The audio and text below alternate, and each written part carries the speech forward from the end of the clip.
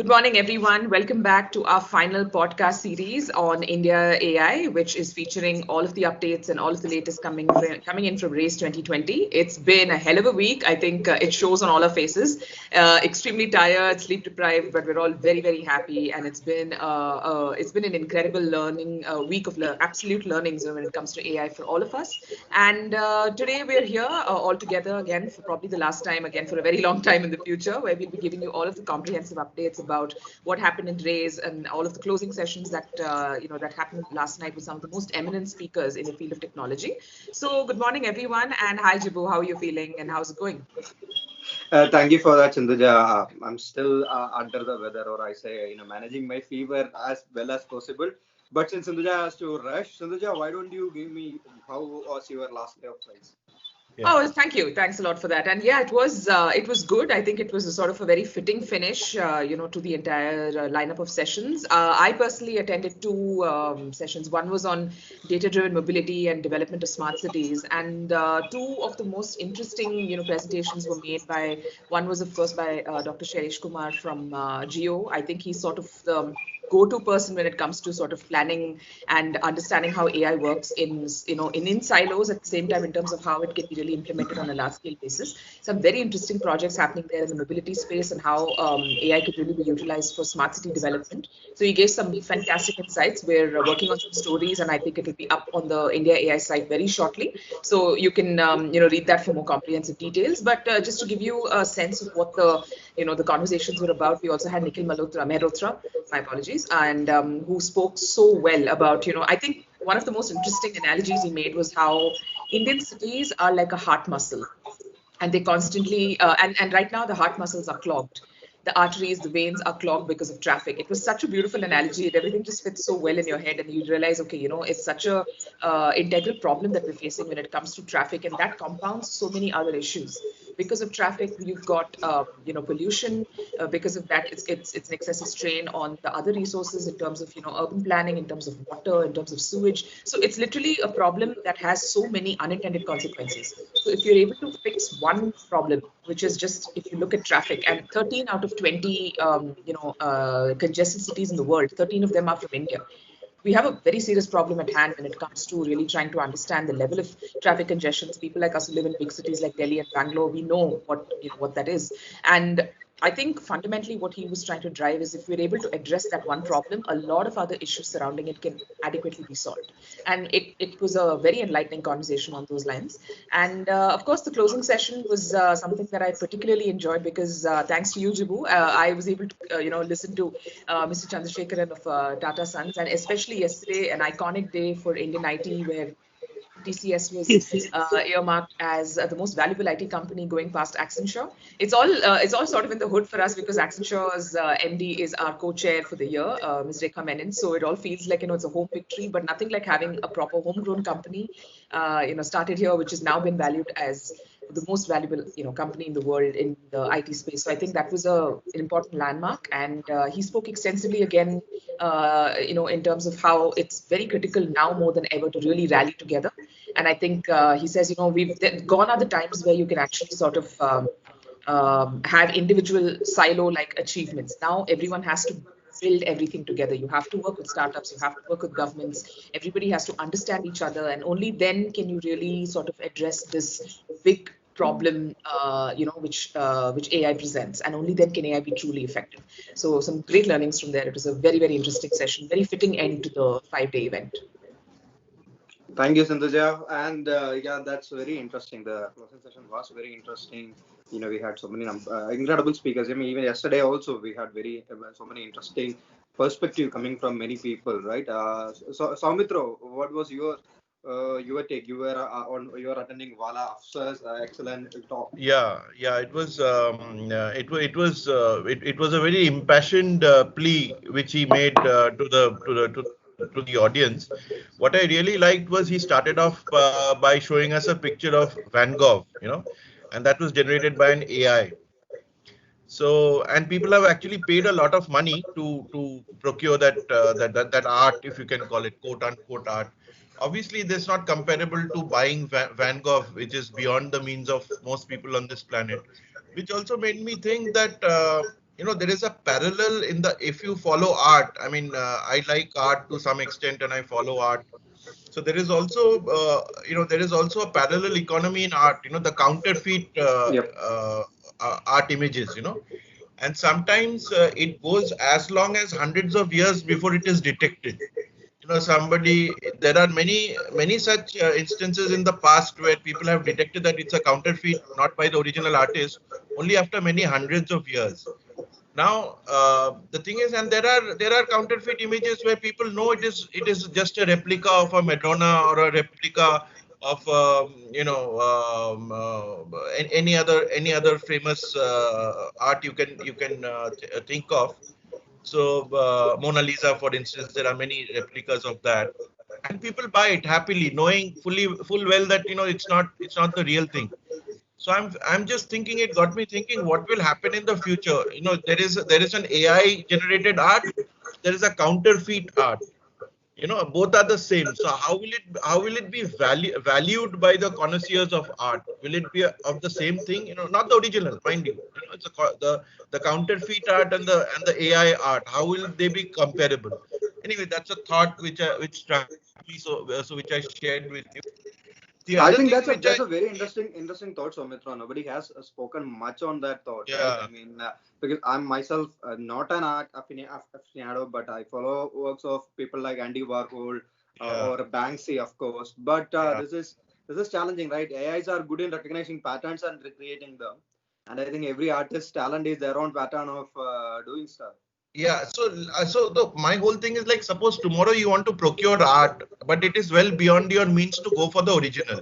And like most of us, I mean, you have to be a millionaire to have that kind of money. But you know that there is a guy who's produced a replica, and it is in the public domain. So there is no question of suppression of information. And at the same time, there is an AI image which is an exact replica. So two questions here. As a connoisseur, which one would you prefer? By the human?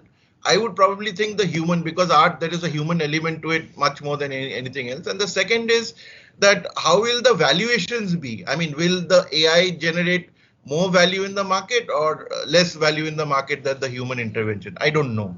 Just a thought that struck me.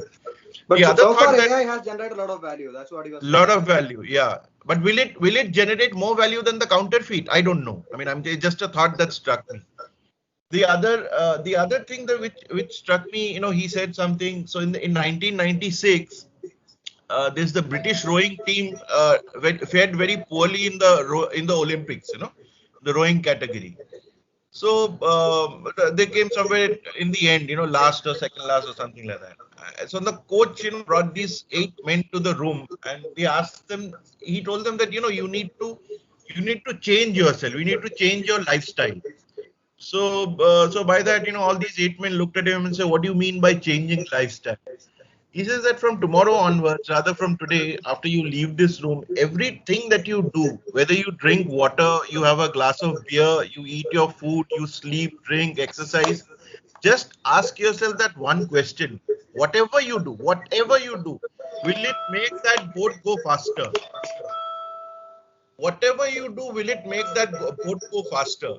So that is about focus. And the end result is that in 2000 Olympics, they got the gold medal. So 4 years down the line, from last to first, they came. So he made this point, the thing that, that obsessive focus about something is only what's going to drive AI. So you can't have a half-hearted approach that I will do this. If it works out, maybe I'll try that. So as a society, if you're really serious about AI, so this is something which he brought about through this example. Then uh, he talked about this thing about principles of flow. So ultimately, things should move only when things will happen only when they are flowing. Like the human body or like water. So like every mechanism, every mechanism which flows has life in it, there's a structure to it. There are a lot of veins, arteries, organs which function together so that things can move. So similarly, an AI organism, so to speak, quote unquote, again, is like a living body. It's like a living thing, and if that needs to move, then it needs to be fed with things like data. Data is the lifeblood of these machines, as water and food is to other, and sunlight is to other living humanism, living organisms. And I think the whole thing about creating frictionless experience, which Amazon is doing today. Amazon is doing it better than the others, and that's why it's probably the biggest. The whole frictionless. And these are some of the top of the mind learnings for me. Yes. Well, I think it was an interesting presentation by Vala, sir. I completely agree about the Britain's rowing team, and I think we need to ask so many questions whenever it comes to AI deployment, right? How can we get better out of it? How can we make these things suitable for our own approach, like helping empowerment? Nivedita, how was your Yes. final day? It was good. They talked about how to use AI for pandemic preparedness, given that we are facing this COVID-19 situation. So it was little different, and of course very informative as well. So the takeaway is that if I could sum up, so the discussion kind of gathered around 2 to 3 points, I can say. One is how AI can be used for diagnostics, and how AI can be used for personalized prediction, and how it can be used for drug discovery, and of course, enhancing healthcare capacity. So the most important not panelist, he was in fact the keynote speaker with Dr. Devi Shetty, chairman of Narayana Rudalaya. He was there. So he in fact said that it's very important in this situation, that's in this pandemic situation, that data analytics is used, AI is used so that to minimize the interaction of patient, doctor, or nurses. So he said that in his hospital, they were very early to adopt these data analytics and AI to treat COVID patients. He have utilized this data analytics and AI with the help of a startup, and they are managing around 400 COVID patients in his hospital. And so there is a real-time data updates that keep coming to the doctors from a particular tool known as MEDA, which he uses at the hospital. And the doctors and nurses, the MEDA helps in collecting the basic parameters, health parameters such as blood pressure, sugar count, heart rate, and sends it directly to the mobile of doctors and nurses, so that the doctors are meant only for strategizing and intervening what are the medicines that are required, rather than the doctors are actually going to a patient directly for uh, checking their blood pressure, for sugar count, those parameters. And apart from this, they are also using robots, which is very interesting, to shift blood samples from one part to other part, so that people are not unnecessarily exposed to carry blood samples of COVID patients from different parts. So that was two interesting points which Dr. Devi Shetty said. And apart from that, the session was also marked by the presence of Dr. Gargi Sengupta. He is the director at IBM Research in.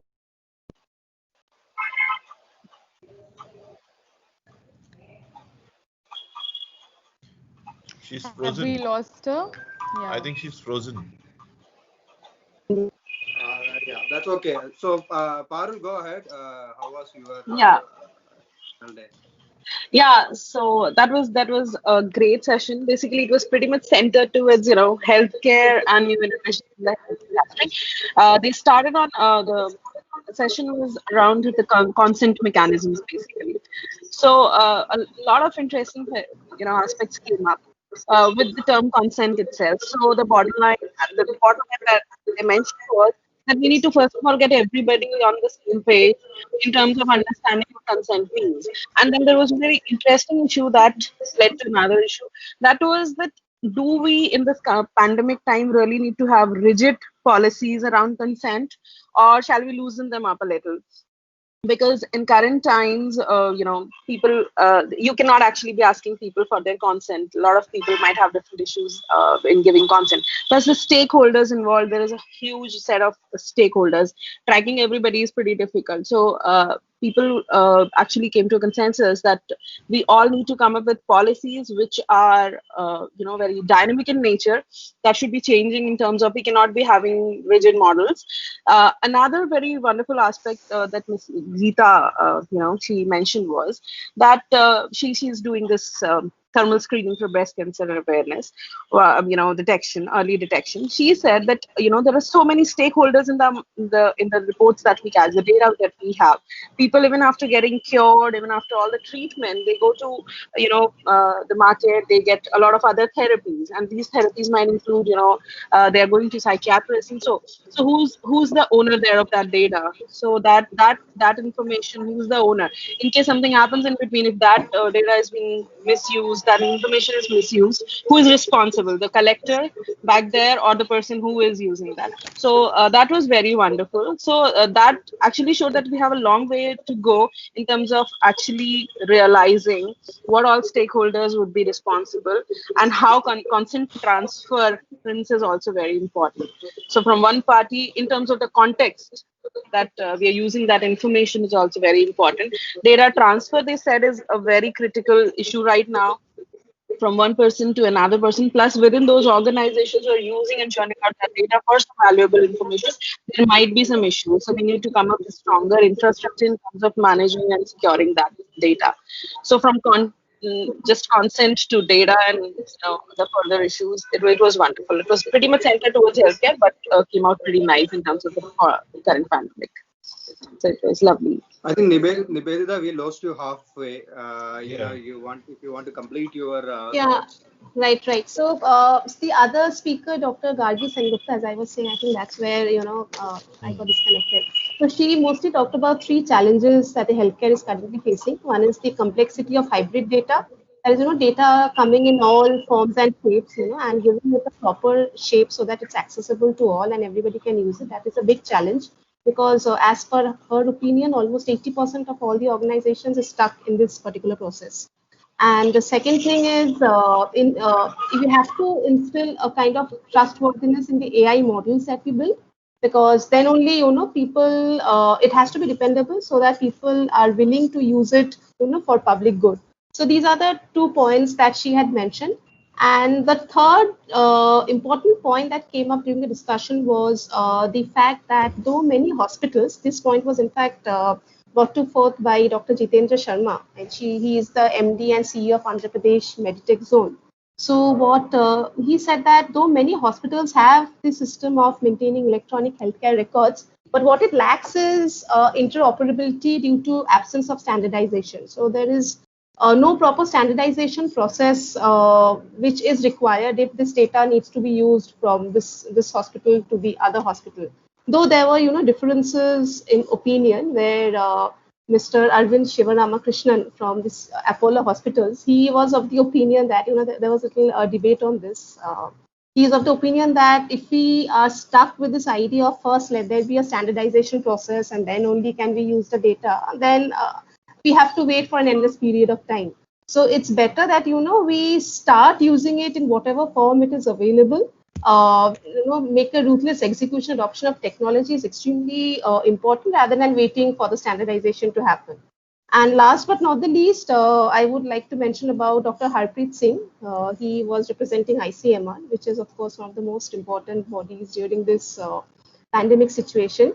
He actually said how they are using data analytics. Simple. I mean, they haven't forayed into AI yet, a very honest confession though, that they are simply using data analytics, but they're benefiting much from it. So they have only started using AI very recently to predict morbidity and mortality rate across the locations, and they are still, playing around with AI to figure out how exactly they can use it. And last but not the least was Ms. Ashwini Bhide, the additional municipal commissioner of Mumbai Municipal Corporation, where she actually said how they used AI to fight the COVID in Dharavi. So in Dharavi, as we all know, it was always in the news, getting backlashed for not being able to control the situation well.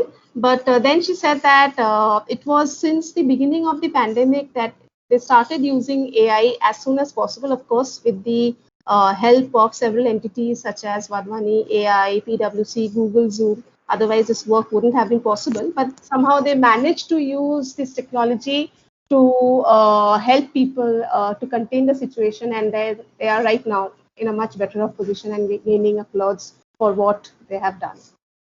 So mostly three things that came up. One is that interoperability of data, that is very important so that everybody can use it the way they like it. Second, the right infrastructure, as Dr. Gargi Sen-Gupta pointed out, that it should be there. And third, I think is Mr. Sivaramakrishna's viewpoint that we need to start execution adoption of the technology rather than waiting for the standardization process to happen. Over to you, Jeetu. Thank you, Nivedita. Yeah, I mean that's an incredible panel. You know, you got Gargi Bidas Gupta, you got Geeta Manchunad, you got folks from ICMR. I think ICMR has recently made a few other efforts also to use AI. I think they are working with IBM for a Watson for some sort of a medical chat board for mostly medical professionals, who are fighting COVID pandemic for us. So, coming to Samiksha, how was your final day of RISE 2020? I think it was amazing. The session that I was covering was called Government's Role in AI Enablement. And contrary to what one of the speakers had remarked in one of the earlier sessions that I covered, I can hear my voice echo. Is it just me? No, it's all right. Am I audible clearly? Perfectly. Yes, Yeah. perfect. Okay. Yeah, all right.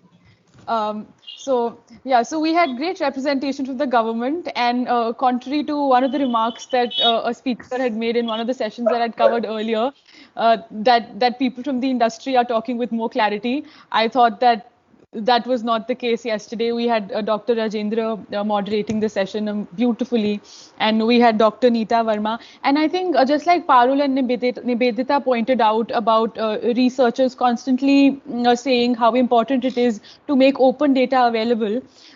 We had the director of IIT Madras, Professor Bhaskar Ramamurthy, who again stressed upon the importance of making open data available to the researchers and let them play around with it rather than really shackle them with over regulation. And he said that the right policies and strict laws were, of course, very important to ensure that none of it was put to nefarious use. And that is, of course, something that a lot of the other speakers pointed out as well. Mr. Manish Singhal, who was the only representation from the industry, again pointed out to the importance of regulation, but one that does not come in the way of innovation. So he says that regulation cannot be made in boardrooms by people who have no idea about the use of AI, and that really all the stakeholders need to be gotten involved. He also pointed to the lack of availability of capital in the Indian market. As somebody who's as a venture capitalist, he thought that that the market was in an ugly shape. Is what he said. Again, Dr. Neeta Verma made some very good points about. She raised a very valid concern about, and you could see that it was really something that was coming from the heart, from what she's seen and observed. She says we have so many good startups, but what is the missing piece in the puzzle that does not allow us to really scale them up? And that really again is, I think, what everybody else pointed to as the big place where India is lacking. We have immense talent, we have intent, we have the resources, but somewhere we do lack where because of which we are not able to really turn the ideas into products and take them to the market.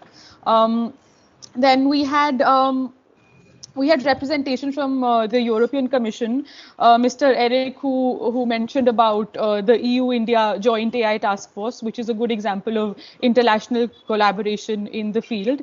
And yes, the keynote was delivered very well by Dr. Saurabh Mishra, who actually put forth a very good point about AI being used to scale in a country like India for mega projects and he gave the example of a project that had failed because of poor projections. So that is, I think, a new point that he brought up for using AI for predicting the results and of mega infrastructural projects. So I think overall, the few points that came out as how the government can help the ecosystem is, of course, making data available, framing the right rules and policies, making available affordable computers with high performance computing power, and making capital available easily in the system, and of course really creating an ecosystem where innovation can thrive rather than stifle at a very early stage. So I think some very good points there and some very good speakers. Thank you, Samiksha. So, since we are short of time, let me run through how was my last day. So, I was attending 3 sessions. One was on AI governance. So, it was quite interesting. You had a gentleman from the French ambassador for digital affairs who gave a keynote speech. It was followed by the familiar and very how do you say very inspirational Jayesh Ranjan, who was moderating the panel. We got our Metis secretary Ajay Sahni, who actually was pointing out how robust data, the need for robust data governance policy. The more when you speak about AI governance, it's not just AI itself. The data is a necessary part of the thing. He was pointing out what are the things government has in place and the frameworks, the non-personal data protection laws and when are coming, framework and things that's coming soon. It also had someone like Samit Kundu, who is with the Standard Chartered, who is a renowned expert in the field of AI and data, and he was pointing out we should one thing the hype is about data monetization, and he was of the idea that we shouldn't consider direct data monetization, as a driver. And and he mentioned the data portability across industry. His idea of data is treating data as a public good, which can be ported around and used in many ways. We had a few other representatives from the OECD, GPay, and they were also speaking on similar line, the need for having a Elizabeth, who was from GPay, she was mentioning GPay's goal is not about regulation, it's about creating collaborations, working committees, subgroups, and create a consensus amongst the members rather than an international multilateral organization which comes hard with regulations. I mean, we have been hearing how bad certain multilateral organizations are getting flagged these days for handling of certain issues. So that was interesting. Then come to then there was an interesting fireside chat which I was looking from day one, and I had a similar, how do I say, I had a mini trailer of this experience AI, which was Devjani Ghosh and Nigel Wilson. I mean, two people I personally know, and both people I admire a lot, and it was quite interesting. Nigel has his own style of balancing the dangerous outcome of AI as well as being optimistic, and we all know how Devjani Ghosh is, one of the who's recently selected one of the most powerful women in India's business ecosystem. But and I really love one point Devjani ma'am made in the speech. She said, "See, that's a AI race is happening, right? There's a global AI race, but in the end, the country who only use this technology for empowerment or responsibility for the upliftment of people, that's a country who's going to come in the end as a winner." And that makes absolute sense, right? I mean, if you take a country as a whole, the impact, I mean, if you how do you say, if you limit yourself to few companies, the big techs or something like that, that's not the way to go forward, right? When this power of this technology trickle down, like she mentioned, when they help the bottom of the pyramid, I think that's a theme here, then it will has the overall ripple effect on the economy, on the social sector, and on the lives of the people, and that's when we can call ourselves a winner. And unlike many technologies before, AI's power to do that is exponential. That's what we say, right? We have electricity, we compare it to internet, but AI's power is exponential in that manner. And I think Nigel Wilson also, as always, he's a proponent of responsible AI principles. So he was also talking on the similar line, and it was only 30 minutes, but fully packed. And I highly suggest you should watch it if it's available online now. Now, on the closing ceremony, we had Murat Sumner from the World Economic Forum. He's MD of World Economic Forum. He's speaking about some things like why it's important that algorithms must be transparent, trusted, and explain it. He feels that those are the three things we need to get in place, right? If we have to go forward with this. And he also speaks about a data for common purpose, it is pretty much comes in the idea with having a treating data as a public good, and how do you assign value to this data, right? And there is a saying that data is not the next oil, but it's water, because you can use it again and again. So that's also a question. Whenever if you have to pay the owner of the data a certain credit, then if they use the data over and over again, that happens. So it's interesting. When you talk about the economics of data, it's quite interesting. He was mentioning about many of the data model and how we need to bring it data trust, and not trust in data, but data trust. As you say, where the data can be managed, handled, and this comes with a thing that Ajay Sani also said earlier today, that in India's data protection laws, it's not the owner of the data; it says data fiduciaries, right? So in a way, the responsibility lies to these people who handle data is much bigger than what we generally speak about.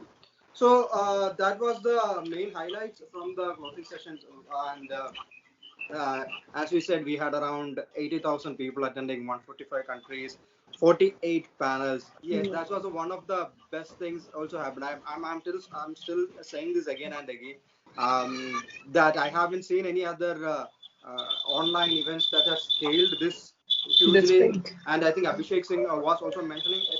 Almost all sessions are at least 2,500 attendees. Right. And this is like 2,500 attendees is what you normally get for a Rock show, for an rock event stuff. in total, right?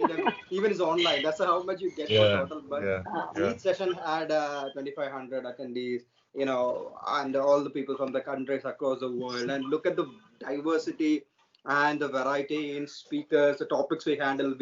We had an old woman panel speaking on empowerment. We had people like Jenny Lee Fury speaking about accessibility. Speaking about, there was discussions on pandemic preparedness, data marketplace, how states like Tamil Nadu, Karnataka, and Telangana has been doing in AI. You have people like if I start, it's a huge list, and and many dignitaries. You got the Prime Minister himself to inaugurate the ceremony. Ravi Shankar Prasad, you got N. Chandrasekhar, Mukesh Ambani. It's Overwhelming. it's like I'm so happy that in the last 4 days, despite bad health, I was able to listen to these people, and I think we all had our share of learning experience. I mean, we all learned something new. Definitely. Even I'm learning something new every moment. Even what Sami Kundu was saying, etc. It gave me a different perspective. Everyone has. I think the whole thing about AI is it's such a influential and powerful technology. We are still figuring out how to get the best out of it. And the best part is, unlike other technologies that preceded, like nuclear technology, here we are seeing a global hand-holding effort to ensure that this will be used in the best for mankind. And I think and in that where we are leading, right? That's where we are setting our agenda. India is setting our agenda that yes, for us, AI is a tool to transform our society. It's for social empowerment. And I think INDIAai was, by the way, brought up in my session yesterday. Yes, so which was a proud that's also moment. another good news. Even Devjani was speaking about initiatives from Abhishek Singh was speaking about initiatives from METI. Devjani ma'am was speaking from initiatives from NASCOM, and INDIAai belongs to both the families. It was a privilege to have taken part, and thank you to Sindhuja, Saumitra, Samiksha, Nivedita, Parul for doing this brilliant job, and I think we had Thank you so fun. much. Thank It was you. a great opportunity. Let's look forward to doing something like this again soon. But very I'm not sure great. nobody else will. I'm not sure anybody else will be able to pull out a ceremony event as huge as Race, like what happened. Maybe Race 2021. No, so not soon. Make it please very soon. Yes. Yeah, it was pretty great. Certainly not 21. Even if it is a small event, like half an hour event, half a day event or 1 day event, let us all again get together. This was a brilliant thing. Yeah, sure. Brilliant. Yeah. Thank you all. Okay, and thank enjoy you. your weekend. Thank you. And bye. Yeah. Thank you You so too. much. Take care. Yeah. Bye. Bye. Yeah.